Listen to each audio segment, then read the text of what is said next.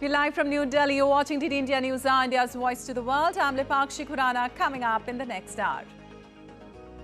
Prime Minister Narendra Modi to hold discussions with Abu Dhabi Crown Prince Al Nahyan to meet on wide range of issues. Crown Prince to also call on President Draupadi Murmu.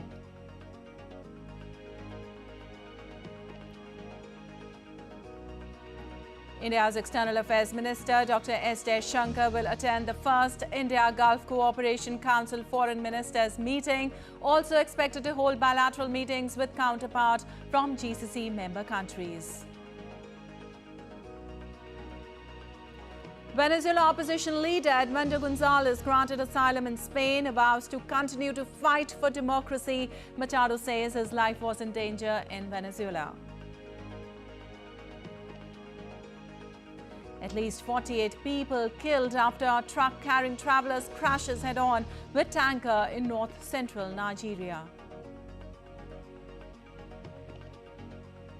In Pakistan, thousands of supporters of Pakistan's former Prime Minister Imran Khan protest in Islamabad, call for his swift release.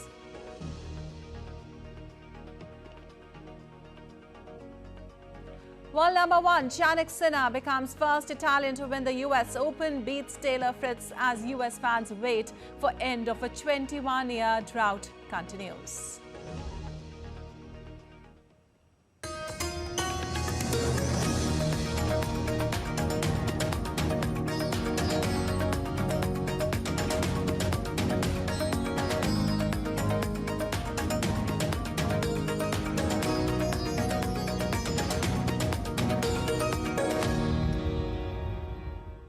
On to the details now. The Crown Prince of Abu Dhabi, Sheikh Khalid bin Mohammed bin Zayed Al Nahyan, arrived in New Delhi on Sunday evening on an official visit to India. He was received by Union Minister for Commerce and Industry, Piyush Goyal, and accorded a ceremonial welcome. This is his first visit to India as the Crown Prince of Abu Dhabi. He will meet Prime Minister Narendra Modi on Monday and hold discussions on a wide range of areas of bilateral cooperation. The Crown Prince is also scheduled to call on President Draupadi Murmu and visit Rajghat to pay tribute to Mahatma Gandhi.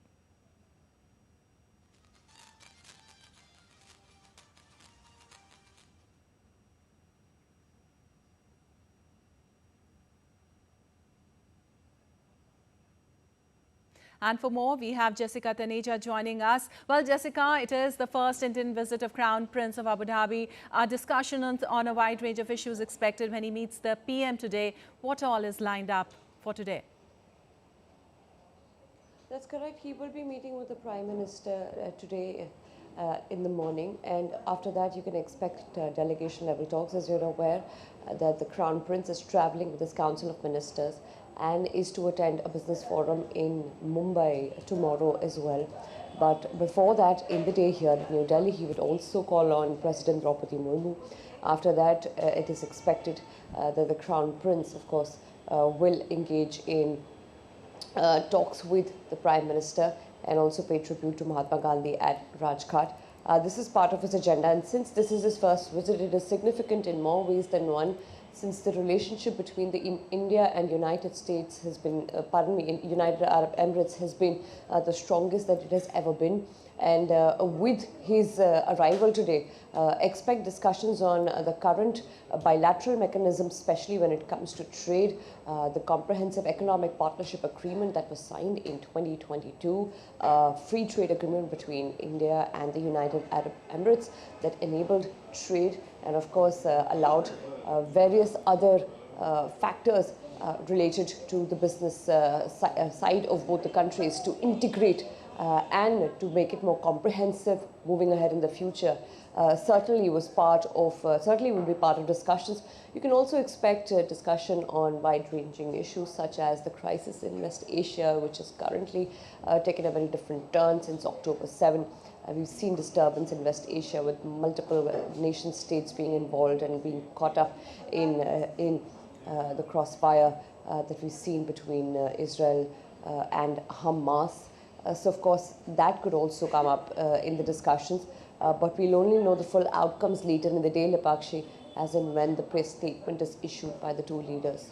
All right, Jessica, also, how will this visit of the Crown Prince further reinforce strong India-UAE bilateral relations in new and emerging areas? That's correct. If you've seen the investments from the UAE side in India, it is the fourth largest investor in terms of foreign direct investment. And UAE is also India's third largest trading partner with an annual bilateral trade of $85 billion in the last financial year, aiming to make it $100 billion in the next by 2030. And if you recall, the integration of the payment systems, and also, of course, the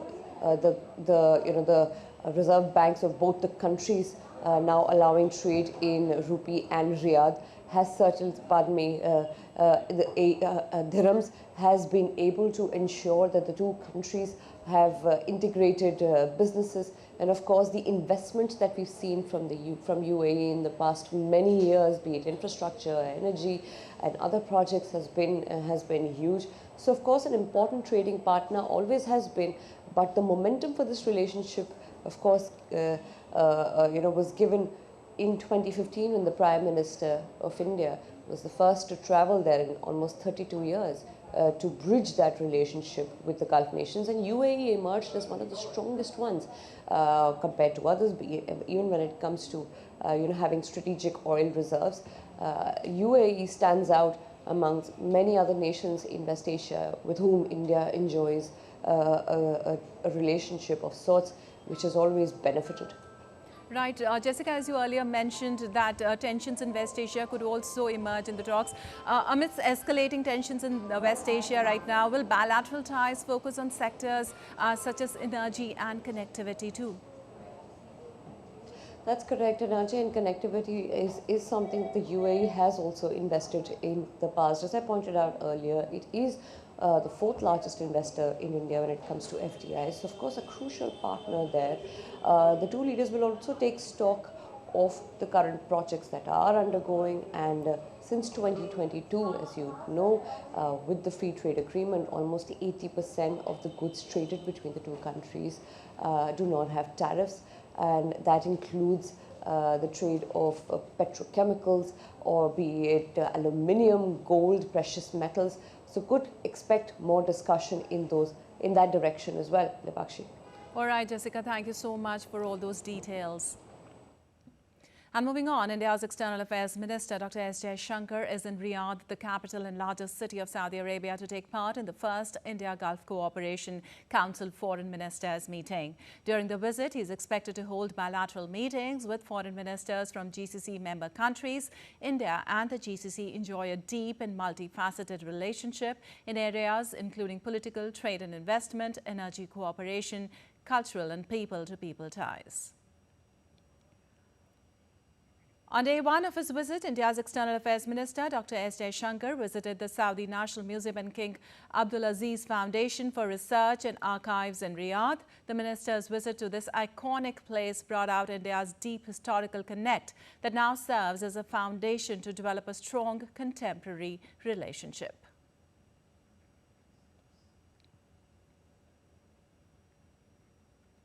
And now let's take a look at other stories making news today.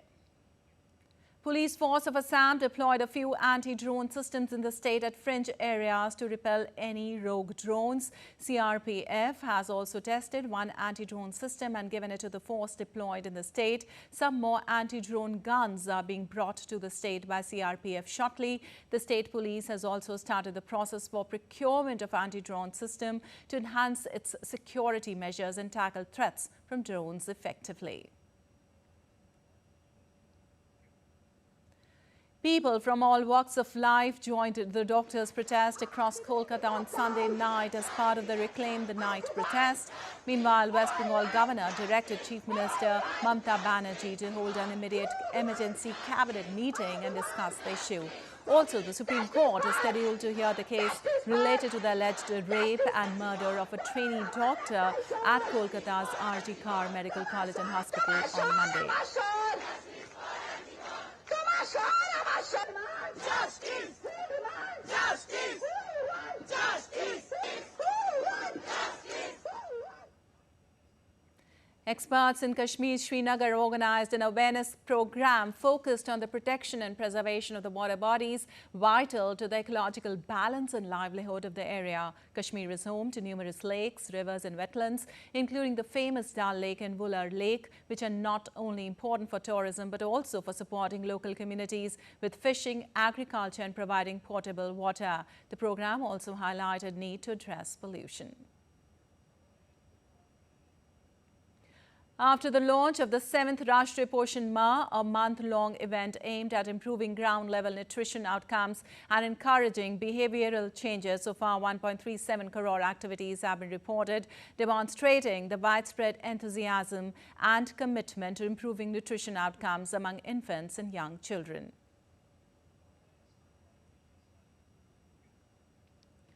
The Forest Department in Bahraich in North India's Uttar Pradesh installed snap cameras at most of the probable habitats of wolves in the area to monitor there and catch them.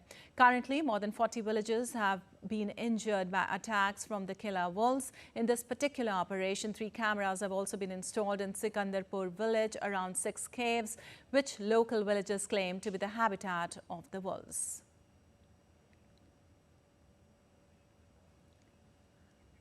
Aarti was performed at one of the most iconic and revered Ganesh idols in Mumbai, Lal Bagh Raja, on Sunday as part of the annual Ganesh Chaturthi festival. The event attracted millions of devotees on the auspicious day. The mammoth crowd, the intense devotion and the vibrant energy make the Aarti at Lal Bagh Raja a unique spiritual experience. Many devotees waited for hours in long queues in a disciplined way for a glimpse of the idol and to take part in the Aarti.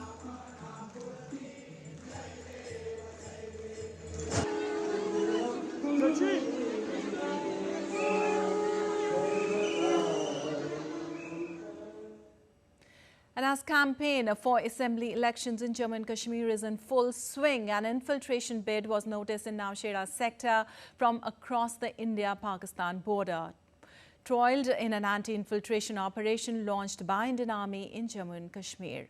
During the operation, 2 terrorists have been neutralized and a large cache of arms and ammunition recovered. Search operation still continues for the remaining terrorists. And now we have Vishal Baristo joining us from Srinagar on this, from New Delhi joining us on this. Well, Vishal, what is the latest from there? An infiltration bid has been foiled. What do you have latest? Very good morning to you, Lipakshi. We all know that the elections are on there in Jammu and Kashmir, and after peace came down to the valley in Kashmir, the focus of the terrorists have been shifted to Jammu. There have been repeated attempts, and in the intervening nights of 8 and 9, this infiltration bid was attempted from across the sea, from Pakistan, and on inputs received by the Jammu Kashmir Police, the Indian Army launched Operation Kanchi, and 2 terrorists have been neutralized, and a large cache of arms and ammunition have been recovered, which includes 2 AK-47 rifles and 1 pistol. Now, this is the information that has been received by the White Knight there, and this operation was this infiltration bid was attempted by the terrorists in the Lam area of the Nowshera sector. So as of now, we can breathe a sigh of relief, but this is an ongoing process. There have been repeated bids by the Pakistan from across the LOC, and the terrorists have been trying to cross over the LOC, but the intelligence inputs received by the Indian Army and Jammu and Kashmir Police have been keeping our intelligence forces and also our armed forces on the toes. Right, Vishal. Also, the search operation continues for the remaining terrorists. Any information on that? Well, we'll have to wait for some more time because the operation started off late night in the yesterday, and it is still going on. We all we know that 2 terrorists have been neutralized, but still there could be more because the security forces, that includes the Indian Army, are not giving in. They are still continuing with the search operation because whenever there is an infiltration bid, there are not 1 or 2, but there are many terrorists who are trying to cross over the border to create a disturbance in the area. And now we all know that Jammu is the focus for all these terrorist activities. Right, Vishal. Thank you so much for all those details. And still to come on DD India News Hour. Mexicans protest against a controversial judicial reform proposal that would see judges elected by popular vote. In Algeria's elections, incumbent President Abdelmadjid Tebboune has been re-elected to the position with an emphatic vote.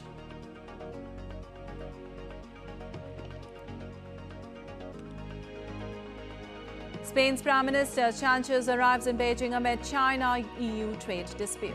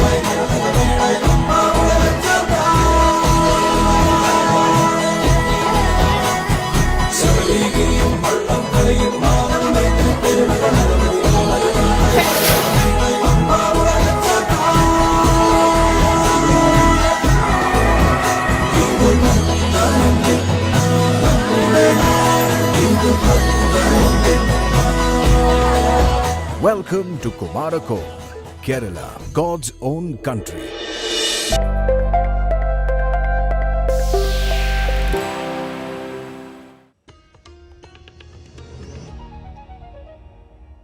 Welcome back. You're watching DD India News Hour. Lipakshi Khuranan moving on. Updates from other parts of the world now. Venezuelan opposition presidential candidate Gonzalez has fled the country after being granted asylum in Spain. Spain's foreign ministry said in a statement Gonzalez arrived at the Torrejón de Ardoz military base with his wife. Venezuelan opposition leader Maria Corina Machado said Gonzalez left Spain because his life was in danger.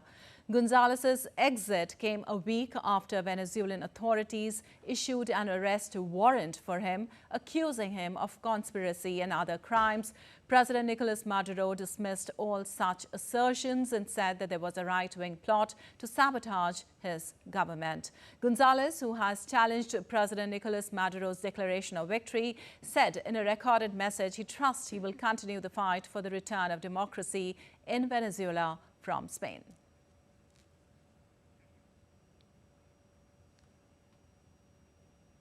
And thousands of Mexicans, mainly court employees and law students, protested in the capital on Sunday against a controversial judicial reform proposal that would see judges elected by popular vote. They gathered in Mexico City as the Senate began to debate the initiative pushed by outgoing President Andrés Manuel López Obrador and approved by the lower house, called the Chamber of Deputies, in which the ruling party holds sway. The proposed reform, which would see the election of judges of the Supreme Court and other tribunals, as well as magistrates, has sparked diplomatic tensions with the United States, prompted protest by opponents and upset financial markets.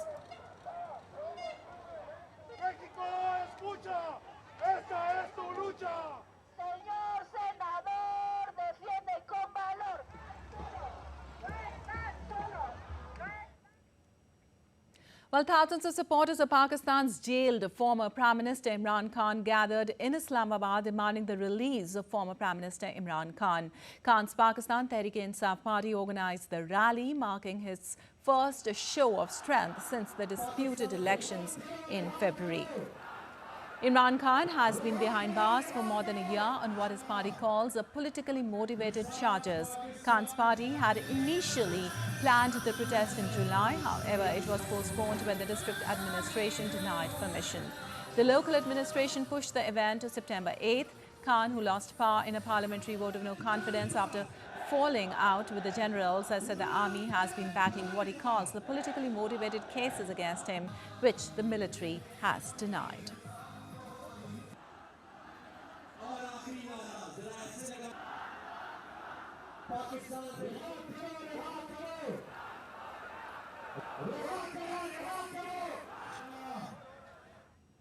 And a former leader, Bangladesh Chhatra League, the student wing of Bangladesh Awami League, Abdullah Al-Masood, has been beaten to death. Masood came under attack at Binodpur Bazaar adjacent to Rajshahi University on Saturday night, and later he was critically injured and was handed over to the police station. He was taken to the hospital where he was pronounced dead. First, he was taken to Matihar police station, but as there was no case registered at that police station regarding the 5th August violence, he was transferred to Bualia police station so that he could be shown arrested in a case related to violence. And in Nigeria, at least 48 people were killed in a fuel tanker truck explosion on Sunday following a collision with another truck in north-central Nigeria. The truck was carrying travelers and cattle, while several other vehicles were also caught up in the accident. Nigeria's state-owned firm NNPC Limited last week hiked the price of gasoline by at least 39%, the second major increase in more than a year, but shortages have continued, forcing motorists to queue for hours in the country's major cities and towns.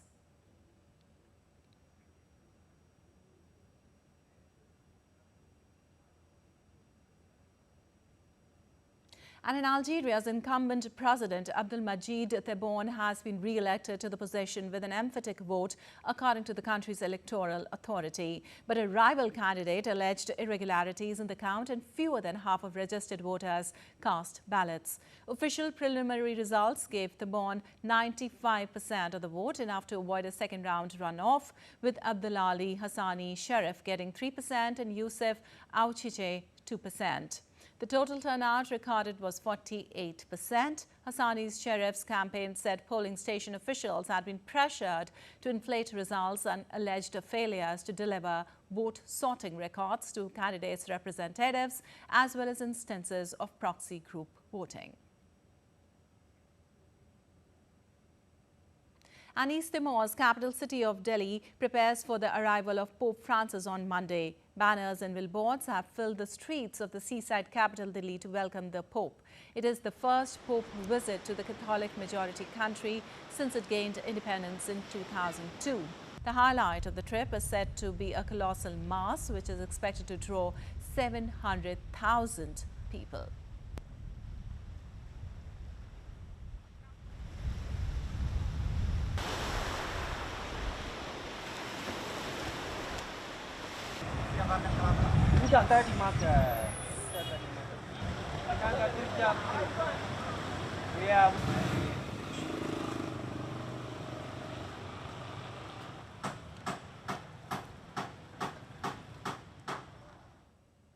And Ecuador's authorities announced on Sunday they would begin technical trials of the Emre Bey, a floating power barge owned by the Turkish company Car Power Ship. As part of a strategy to address the nation's energy crisis, Ecuador's Deputy Minister for Electricity and Energy said the power barge would undergo testing with the national electricity operator SINAS prior to beginning its commercial operation. Emre Bey is expected to contribute 100 megawatts to the national interconnected system for a duration of 18 months to help alleviate the country's persistent energy shortage, as per the authorities. The barge is temporarily docked at the former Equigren pier on the Guayas River in Guayaquil and is slated to initiate commercial operations later this week.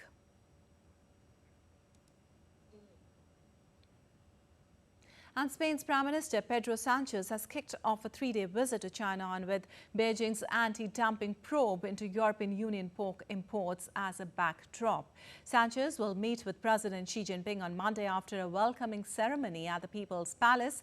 China and the European Union have been embroiled in a trade dispute after EU regulators announced provisional duties on Chinese-made electric vehicles. In retaliation, China opened anti-dumping investigations into brandy, dairy and pork products from the EU. China has been canvassing the EU's 27 member states to reject the European Commission's proposal to adopt additional duties on Chinese-made electric vehicles when they vote on it in October. And now let's take a look at other stories making news around the world. Green technologies highlight the IFA Berlin 2024, the world's largest trade show of consumer electronics and home appliances, with products that help reduce energy consumption and lower cost, most eye-catching. This year's IFA has brought together over 1,800 global exhibitors and 125 keynote speakers. Marking the 100th anniversary of IFA, the event features global tech giants presenting their cutting-edge innovations.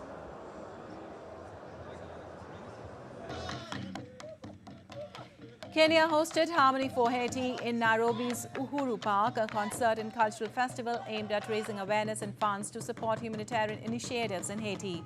The concert featured performances by top artists, with proceeds going towards protecting vulnerable populations, addressing Haiti's severe hunger crisis, and promoting peace and humanity.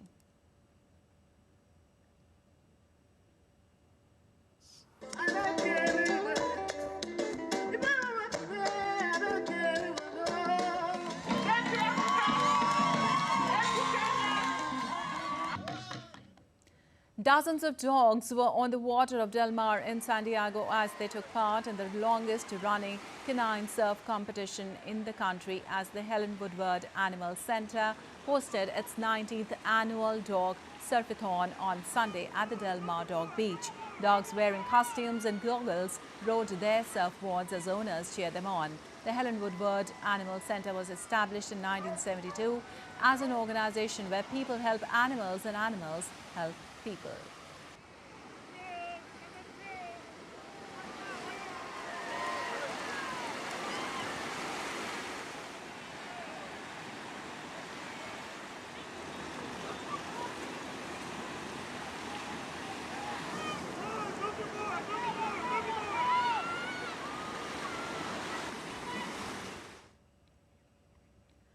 Scotland's Sphinx is an ancient and persistent snow patch in the UK region's third highest mountain and renowned for never melting apart from 3 rare occasions in the 20th century. But this year, it is about to do just that for the 4th consecutive year. The ice patch is a remnant of the last ice age and has been closely monitored since the 1800s, situated in the heart of Cairngorm National Park in Scotland. And still to come on DD India News Hour.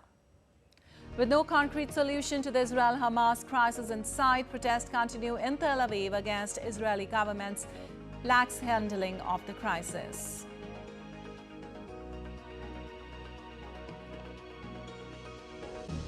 Amid rising border hostilities, Ukraine attacks oil storage depot in Russia's Belgorod.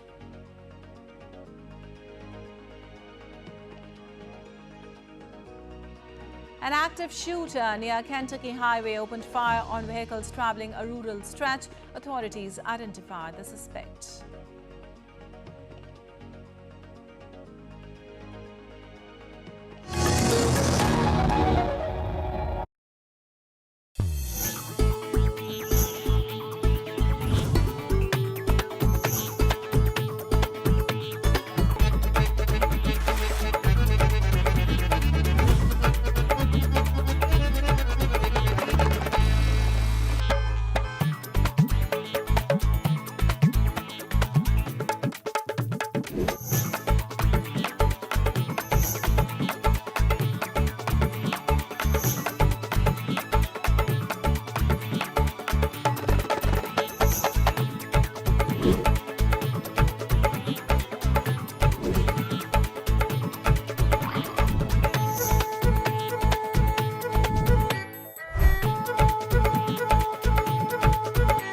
Welcome to Jaipur.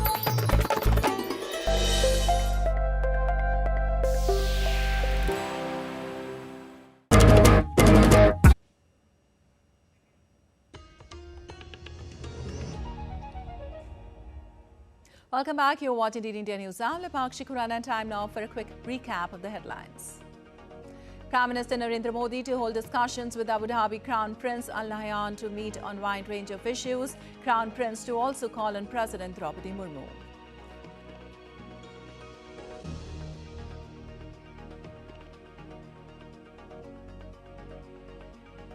India's External Affairs Minister Dr. S. Jaishankar will attend the first India-Gulf Cooperation Council Foreign Ministers meeting, also expected to hold bilateral meetings with counterparts from GCC member countries.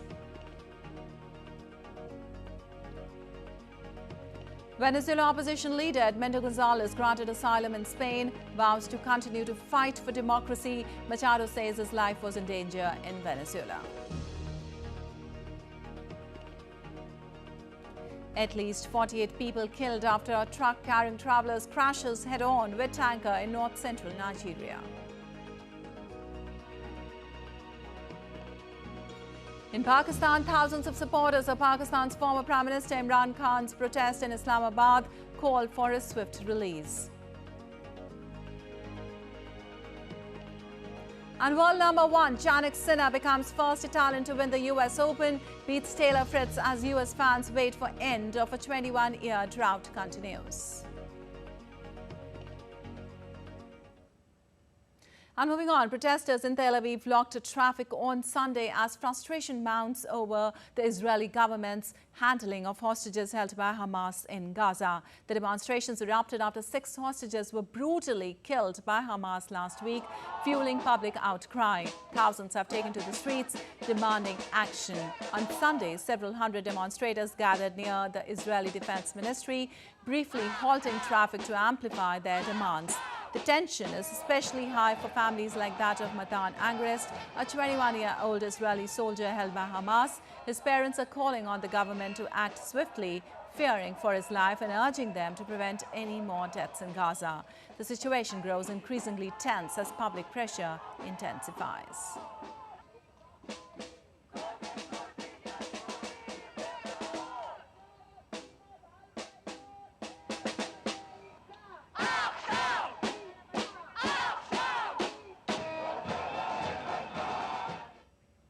Also, in a video released on Sunday, Israeli Defense Minister Gallant warned of potential escalation with Hezbollah in Lebanon, signaling that Israel is preparing for intensified conflict in the north. Addressing Israeli troops, Gallant emphasized that the situation could shift rapidly, urging readiness for any developments along the northern front. He also reaffirmed Israel's commitment to eliminating Hamas and its leadership, especially targeting Yahya Sinwar, who orchestrated the deadly October 7th attacks that ignited the ongoing conflict in Gaza. Gallant's statements come as tensions in the region rise, with Israel bracing for multiple fronts in its broader fight against militant groups.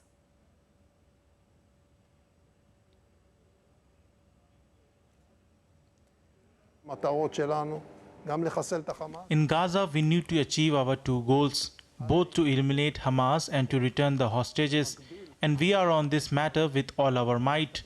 At the same time, we are looking at the entire war fronts, and this means that while you are fighting here in Gaza, we are preparing for anything that can happen in the north, and moving the center of gravity can be quick and can also include you on a short schedule, and we are prepared for all these possibilities.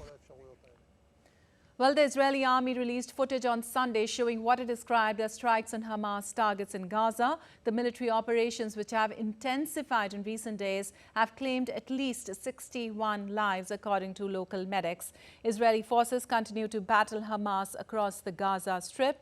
Gaza's health ministry reported that since the conflict began on October 7th, at least 40,972 Palestinians have been killed, with another 94,761 injured in the ongoing offensive.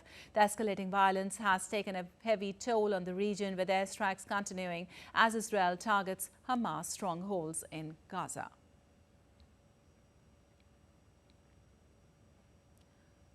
Well, an Israeli airstrike on a house in Jabalia on Sunday killed Mohammed Morsi, Deputy Director of the Gaza Civil Emergency Service in the northern areas of the Gaza Strip, and 4 of his family, health officials said.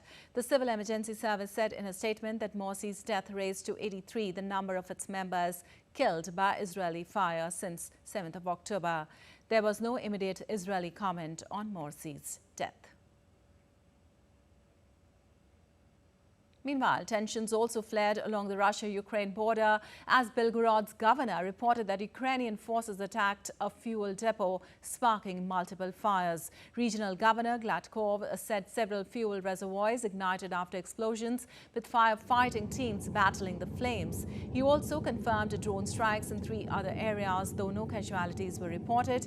Meanwhile, overnight air raids claimed 2 lives and injured 4 in Ukraine's Sumy region, according to officials. In Belgorod, 3 people were hurt and homes and cars were damaged. Russia's defense ministry stated that it intercepted 2 Ukrainian drones over Belgorod and destroyed another over the Kursk region. The attacks come amid rising border hostilities, with each side blaming the other for the escalation of violence.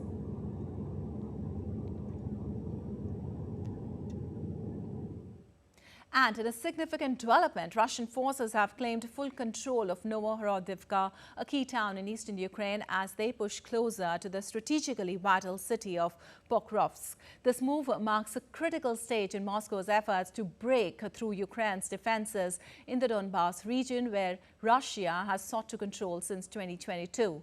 The capture of Novohorodivka, located just 12 kilometers from Pokrovsk, threatens a crucial rail and road hub for Ukrainian forces.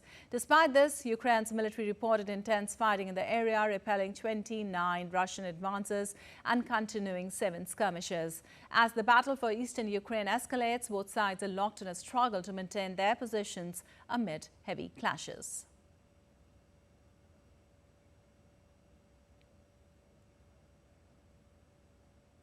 And Kentucky authorities were searching a remote, heavily wooded area on Sunday for a suspected gunman who opened fire on vehicles traveling a rural stretch of Interstate 75 a day earlier. Officials named Joseph Couch as a suspect after discovering a car registered to him parked on a service road near the shooting site. The Laurel County Sheriff's Office said that a rifle case was recovered from the vehicle and an AR rifle was found near the car. Authorities also urged residents to stay away from the site of the manhunt as search teams scoured a rugged, rocky area near the interstate where they believe the gunman was contained.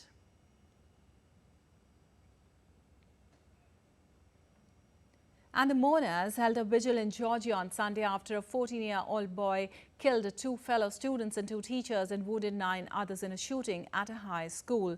Colt Gray, an Appalachian student, has been charged as an adult with 4 counts of murder. Prosecutors have also charged Gray's father, Colin, who faces up to 180 years in prison if convicted of involuntary manslaughter, 2 counts of second-degree murder and 8 counts of cruelty to children. They allege they provided the weapon to his son. According to media reports, the mother of the suspect contacted his school to warn of an extreme emergency and asked them to check on her son the day of the attack.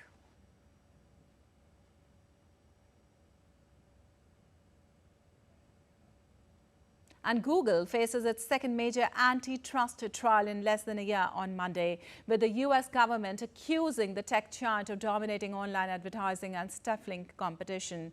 The trial in a federal court in Northern Virginia follows a separate case where a judge last month found Google's search business to be an illegal monopoly. This new battle, also brought by the U.S. Department of Justice, focuses on ad technology, the complex system determining which online ads people see and their cost. The U.S. government specifically alleges that Google controls the market for publishing banner ads on websites, including those of many creators and news providers. And U.S. plane maker Boeing has averted a possible strike after reaching a tentative labor deal with a union representing more than 32,000 workers in the U.S. Pacific Northwest, the latest in a series of labor negotiations that brought double-digit wage increase despite a tight labor market and stubborn inflation. If approved, the proposed 4-year contract, which includes a general wage increase of 25% and commitment to build the next commercial airplane in the Seattle area, is an important win for new Boeing CEO Kelly Ottman, who took over last month with a mandate to turn around quality at the plane maker and issued that a deal with labor could help. The first full labor deal in 16 years would also include better retirement benefits and giving the union greater input in the safety and quality of the production system. And now let's take a look at other weather-related stories making news around the world. Typhoon Yagi, Asia's most powerful storm this year, was downgraded to a tropical depression on Sunday after wreaking havoc in northern Vietnam. According to the authorities, the typhoon and subsequent landslides and floods killed 24 people in Vietnam and injured 229 after claiming lives of 4 people on the southern Chinese island of Hainan and 20 in the Philippines. In Morocco, torrential rains have caused floods that killed at least 11 people in southern provinces of Tata, Tiznit and Irrachidia. Morocco's Interior Ministry spokesman said 9 were missing in flooding caused by an exceptional climate phenomena in southern areas. According to the authorities, the floods also destroyed 40 homes and damaged 93 roads, as well as electricity, water supply and phone networks.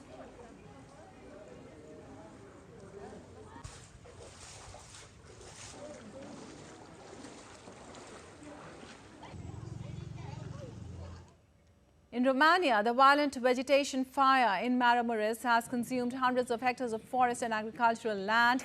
At least 90 people have to be evacuated as more than 500 hectares of land and several buildings were damaged by the fire. The cause of the blaze was unknown. A fire service spokesman said 250 local firefighters were battling the blazes alongside 40 firefighters from neighboring countries.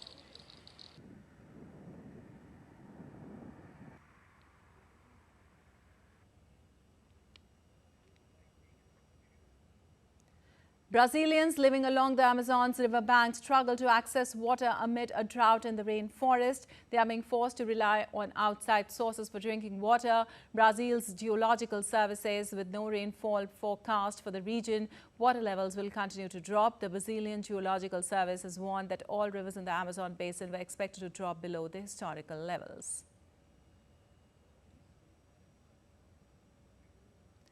In the northern Indian state of Rajasthan, heavy rainfall caused severe waterlogging in several parts of Ajmer, leading to major traffic disruptions. Commuters faced difficulties as vehicles were submerged and key routes were impacted by the flooding from the rainwater. Many markets, shops and establishments are filled with water. The situation is also dire in the slums of the area. The weather department has forecasted more rain in the coming days, adding to concerns about further flooding. And our updates from Toronto Film Festival. Movie fans lined up for hours at the Toronto premiere of the Korean film Harbin to catch a glimpse of their favorite Korean stars Lee Dong-wook and Hyun Bin. The historical drama tells the story of a resistance army fighting against Japanese rule in Korea. Director Woo Min-ho's film is gaining international attention, with the stars contributing to the global popularity of Korean culture. Red carpet appearances where the actors delighted waiting fans at the event. 쉽지 않을 겁니다. 일본 늑대 우두머리. 늙은 늑대를 반드시. And still to come on DD India News Hour. We'll update you about the markets as Tokyo's Nikkei index sheds 3% in early trade.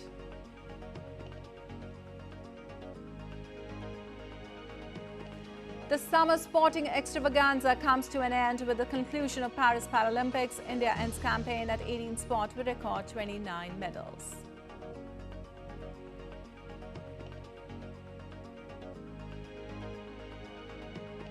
And Russia's Bolshoi Theatre launches the new season celebrating Russian culture.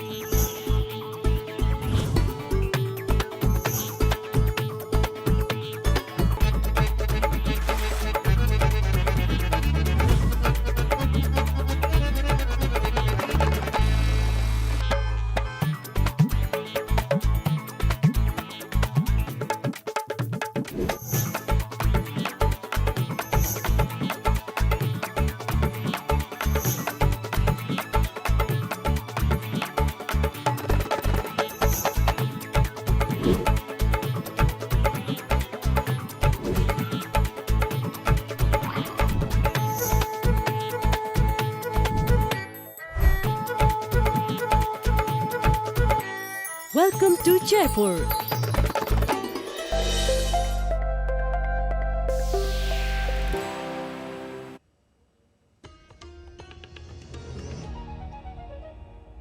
Welcome back. You're watching the India News. I'm Lipakshi Khurana, and moving on to some business news. Tokyo's Nikkei index shed more than 3% today after weaker than expected U.S. jobs growth and speculation over a Fed rate cut caused global markets to slump. The benchmark Nikkei 225 was down 3.02% in early trade, while the broader Topix index fell 2.67%. U.S. jobs data came in below analyst estimates on Friday, pointing to a slowing economy and causing shares to tumble.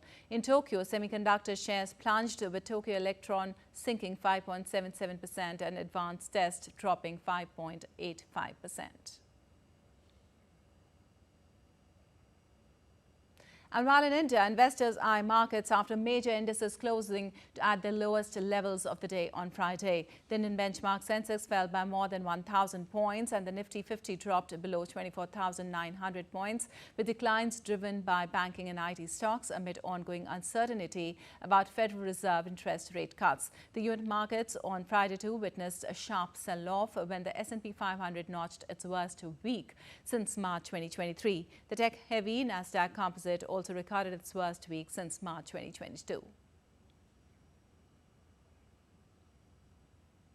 Meanwhile, Federal Reserve policymakers on Friday signaled they are ready to kick off a series of interest rate cuts at a U.S. central bank's meeting in 2 weeks. Fed says they are noting a cooling in the labor market that could accelerate into something more dire in the absence of a policy shift. Their remarks were widely seen as endorsing a 0.25 percentage point reduction in the Fed's policy rate. Traders expect Fed's first move to be 25 basis point cut during its meeting scheduled for September 18th and 17th. And the 54th GST Council meeting to be held in the national capital on Monday. Union Finance Minister Nirmala Sitharaman will chair the meeting. The last GST Council meeting was held in June this year, in which the Council had recommended a uniform rate of 12% GST on all street iron and aluminium milk cans. The Council had also recommended that her services provided by the Indian Railways to the common man, including the sale of platform tickets, the facility of retiring rooms and waiting rooms, and battery-operated car services, will not attract any GST. And you're watching the India News. Our time now for some sports news. World number 1 Jannik produced a brilliant display of baseline power as he became the first Italian man to win the US Open with a win over American Taylor Fritz in the final on Sunday. World number 1 Sinner has secured his second Grand Slam title of 2024, shattering American hopes of a first male champion at the majors in 21 years. Sinner secured a powerful 6-3, 6-4, 7-5 victory over Fritz. Sinner was under a cloud of controversy at the start of the tournament but avoided a ban when an independent tribunal accepted his claim. The 23-year-old broke for a 6th time in the contest to wrap up the win, with Fritz swiping a forehead into the net on match point. And the Paris Paralympics 2024 came to an enthralling end on Sunday night with a spectacular closing ceremony at Stade de France. Some 24 French DJs, including electronic music pioneer Jean-Michel Jarre, as well as Cassius, played in the final part of the event. 169 delegations representing 168 national Paralympic committees took place in the closing ceremony. During the athletes' parade, India were represented by Harvinder Singh and P.P. Paul as flag bearers. The Paralympic flag was officially handed over to Karen Bass, Mayor of Los Angeles, that will host the 2028 Games. Next.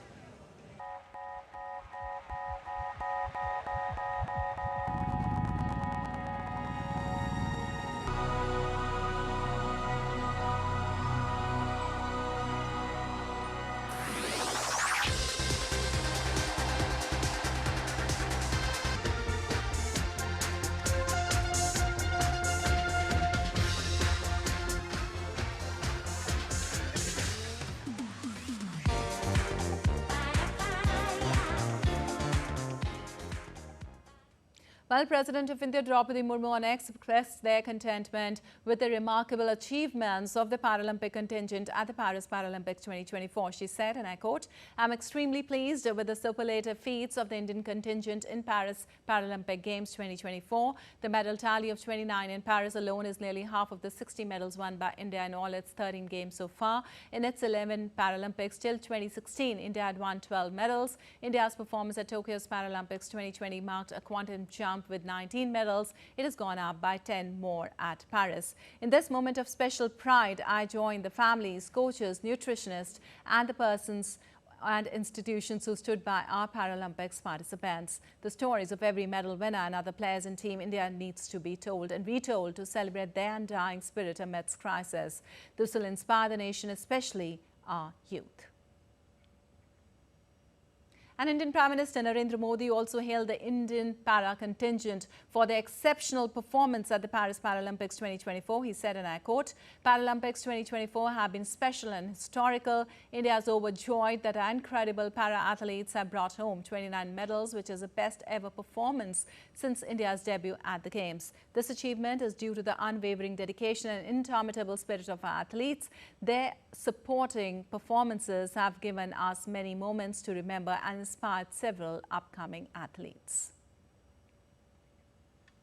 And defending champions, India began their campaign in the Asian Champions Trophy with a dominating 3-0 victory over the host China. India took an early lead against China in the first quarter as Yuvraj Singh's brilliant pass found Sukhjit Singh, who made no mistakes to put India ahead.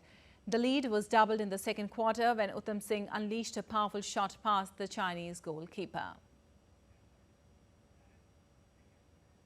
And big moment for India as veteran sports administrator Raja Randhir Singh has been elected unopposed as the president of the Olympic Council of Asia during its 44th General Assembly in New Delhi. The significant outcome of the General Assembly was the inclusion of yoga as a demonstrative sport in the Asian Games, showcasing India's cultural heritage on the world stage. In a major development for Indian sports, veteran administrator Randhir Singh was elected unopposed as president of the Olympic Council of Asia during its 44th General Assembly. The event took place at Bharat Mandapam in New Delhi and saw the presence of key dignitaries, Union Health Minister J.P. Nadda, Union Sports Minister Mansukh Mandavia and Indian Olympic Association President P.T. Usha. Union Health Minister J.P. Nadda praised India's growing global standing, noting the country's success in hosting major international events. In the past 10 years, our government in India has successfully hosted the FIFA Under-17 World Cup in 2017, the Chess Olympiad in 2022, the FIFA Under-17 Women's World Cup in 2022, F1 Powerboat World Competition in 2022, Field Hockey World Cup in 2023, and ODI Cricket World Cup in 2023. Organizing sports is not only a platform for competition, but it is also a means of communication between cultures and countries. Union Sports Minister Mansukh Mandavia emphasized India's leadership in the global sports arena. India has successfully hosted global events such as the Commonwealth Games, multiple Cricket World Cups, and the G20 Summit, and now aims to bid for hosting the Youth Olympic in 2030 and the Summer Olympic in 2036. One key highlight of the assembly was the inclusion of yoga as a discipline in the Asian Games. Yoga is one sport which is what the world needs. As I mentioned earlier, that in every other sport, you have a wear and tear in your body. Yoga reactivates your body. Inclusion of yoga brings India's ancient heritage to the global stage. With this, India enters a new era of sports leadership, offering a promising future for its athletes and global sports initiatives. The inclusion of yoga along with the election of Raja Randhir Singh as the president of the Olympic Council of Asia reflects India's growing stature in the world of sports. And apart from that, it is clearly visible that the world is looking towards India for hosting the major events. Last year, India hosted the 141st session of the IOC, and now India hosted the 44th session, the General Assembly of the Olympic Council of Asia. This shows that India is ready to host mega international events. With camera person Saurav, Narayan Singh, DD India, Delhi. Well, Russia's renowned Bolshoi Theatre celebrated Russian culture. The theatre has launched the new season in Moscow with a ballet performance of Tchaikovsky's Sleeping Beauty, a return to Russia's classic composers. Take a look.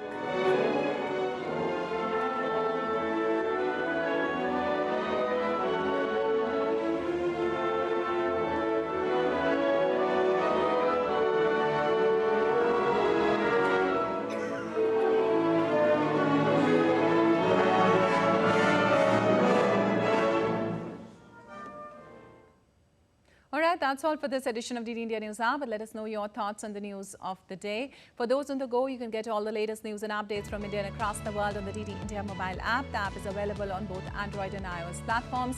Scan the QR code on the screen to download now.